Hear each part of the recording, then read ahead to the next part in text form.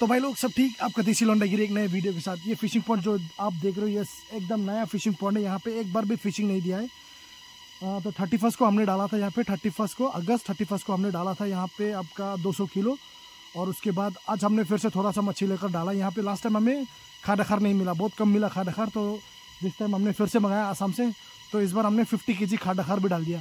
Total यहाँ पे है 250 केजी मच्छी, और एक बार भी नहीं दिया यहाँ पे फिशिंग पॉन्ड भी नया है, मच्छी भी नया है, सब कुछ नया है। वेलकम भाई लोग, आप लोग आना यहाँ पे और ढेर सारी मच्छी लेके जाना।